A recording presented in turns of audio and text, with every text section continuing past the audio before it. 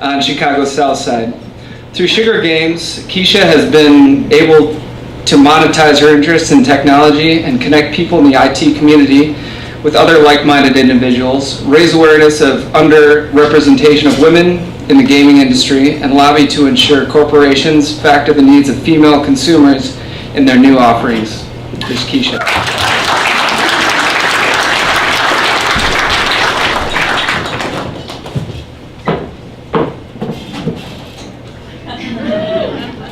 So I'm going to let you in on a little secret. I am a super nerd. Like, not a regular nerd, but a super nerd. And I have been into video games for the last 23 years. And it didn't even start at video games.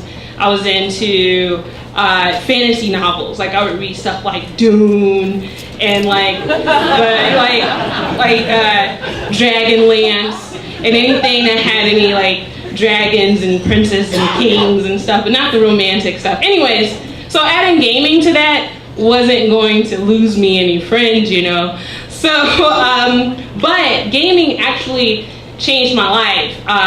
As an introvert, like, I don't really like talking to people, but when my older brother got introduced to games, he made me play with him. And it wasn't exactly the most fun experience to begin with because I had to watch him play. He would never let me play it. I wasn't good, and I would lose all the time. And this is when I discovered that I was a loser at video games. I was a loser, didn't have friends, was introverted, wasn't like, you know, a lot of other people, and I would always feel this pressure of game over, you know, like I lost. It is just terrible. Like, I'm never gonna be good at anything. You know, like, again, my older brother, the only time he would want to play with me is like, I just need a live body to like make sure that I can play this game well, like I can beat, you know, at least my little sister. And one day that sort of changed because Street Fighter came out, and for months and months, he would just like, let's play Street Fighter. And I'm like, I don't want to play Street Fighter. He was like, well, if you don't, I won't play with you. So I had to play Street Fighter, and he would just beat me constantly, and it was so frustrating.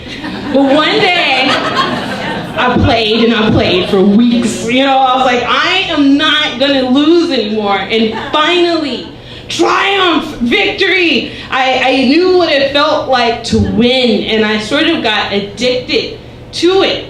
And this is where gaming started to transform my life, because if you understand gaming, you have to lose so many times in order to get good. You have to lose so many times in order for that game to even be interesting.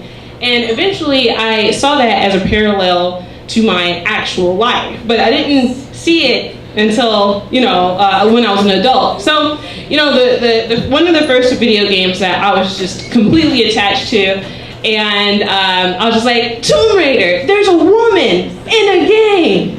How cool is that? That never happens, and she's kind of brown. She might actually, oh my gosh, she actually might be a thing.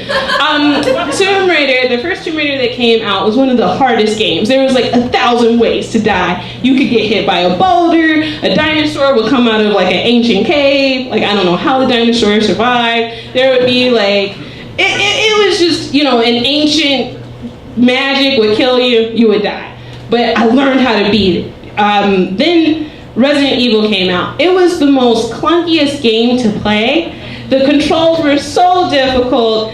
And interestingly enough, the zombies moved like so slow. It was the slowest zombies in the world. I would still lose that game, but figured out how to win. And then came Metal Gear Solid. This is a game that changed my freaking life. Even my brother wasn't good at this game. He was like, you gotta help me beat it, because at this time, you know, I was up for the competition. I knew what it meant to lose, and I knew what it meant to win. You don't understand how much I heard, Snake! Snake! Because this game over screen came on so often. But I learned how to play it. It was a very difficult game to play, one of the most difficult, and I was about 3/4 through until we made it to this boss, Psycho Mantis. And if anybody knows about Psycho Mantis, you know he was a pain in the ass. But up until that point, I never thought that the game, the rules, could change. It's just like you learn how to play, you learn how to win. And you keep doing that same thing. So what Psycho Mantis taught me as something to apply to my life is that critical thinking, becoming an extraordinary person is actually accepting the fact that when you lose, you become stronger and better. When you lose, that's when your critical thinking is actually activated. When you're winning all the time, that gets boring to be attached to the win, because to be attached to something that's easy, it gets boring after a while. It's not fulfilling. But when you're slightly uncomfortable, that's when your best ideas sort of come into play. The idea of being a loser is intrinsically attached to being a winner. And if you can't accept both, you can't accept that both of those things are part of life, then you're kind of going to be an unhappy person, or at least I thought I was going to be an unhappy person.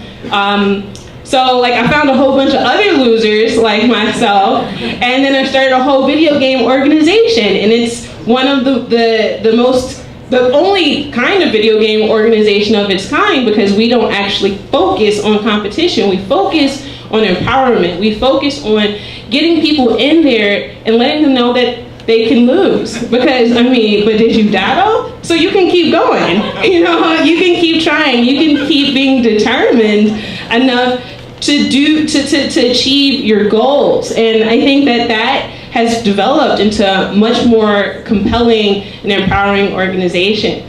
So, that's the story I wanted to tell about, when things aren't going that well and you feel stagnant, you feel like, you're losing, that's actually where your superpowers are going to be activated. And this is actually where you're going to become a better person.